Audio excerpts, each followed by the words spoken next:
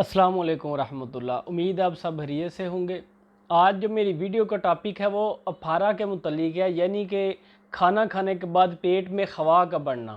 Video शुरू करने से पहले अगर अभी तक आपने चैनल को सब्सक्राइब नहीं किया, चैनल को सब्सक्राइब कर दें और अगर वीडियो पसंद आती है तो वीडियो को लाजमी लाइक किया करें। अब चलते हैं वीडियो की तरफ। देखें, बहुत सारे ऐसे लोग हैं कि जिन लोगों को अप्फारा यानी कि खाना खाने के बाद या वैसे मैदे में हवा का ज़्यादा बढ़ना, और जब तक हवा हारज ना हो या डकार ना आए तब तक पेट में दर्द रहता है, पेट भारी रहता है। ठीक है, उसके लिए मैं एक नुस्खा लेके आया हूँ।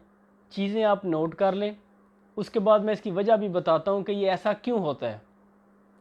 चारों नमक 10-10 ग्राम और 10 ग्राम हींग, और जो सुहागा है, सुहागे को आपने तवे के ऊपर फूल कर लेना है, 10 ग्राम वो, और 10 ग्राम सत पुदीना, और 10 ग्राम नौशादर, और 10 ग्राम खुश्क गुलाब के जो पत्ते होते हैं, गुल सुर्ख जिसे बोलते हैं। ये सारी चीज़ें 10-10 ग्राम आपने लेनी है, और 1 ग्राम इसमें आपने सुंड, जंजबील जिसे बोलते हैं, ठीक है, वो डाल लेना है। उसमें आप जब इसे पाउडर करेंगे, जंजबील को, सुंड को, खुश्क अदरक को, तो उसमें छोटे छोटे बाल होते हैं। आपने वो बालों को ना बारीक छाननी से छान लेना है। इन सारी चीज़ों को अच्छी तरह बारीक करने के बाद आपने 2 रत्ती की गोलियां बना लेनी है। 2 रत्ती कितना होता है?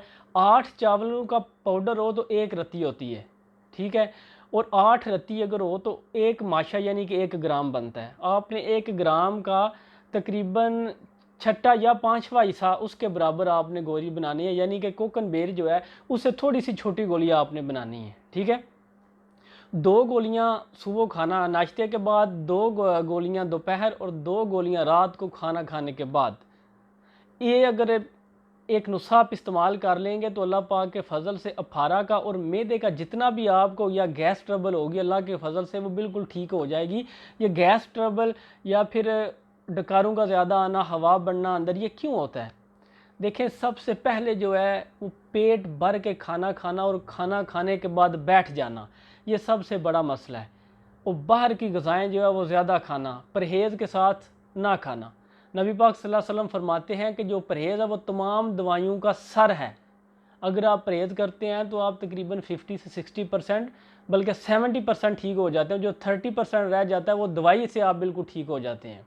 ठीक है, बाहर की जितने फास्ट फूड हैं या बाहर की जितनी चीज़ें हैं उनसे परहेज़ करें।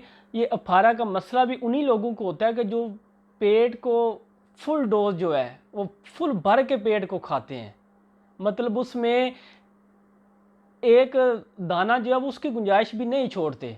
वो पेट के साथ, अपने मैदे के साथ इतना जुल्म करते हैं। ये अप्फारे का मसला भी उन्हीं लोगों को होता है। ठीक है, इन चीज़ों से परहेज़ करें और खाना हमेशा जो है वो भूख रख के ही खाना चाहिए। ये नहीं है कि बंदा शुरू हो जाए, एक चीज़ अच्छी है उससे खाते ही रहे, नहीं।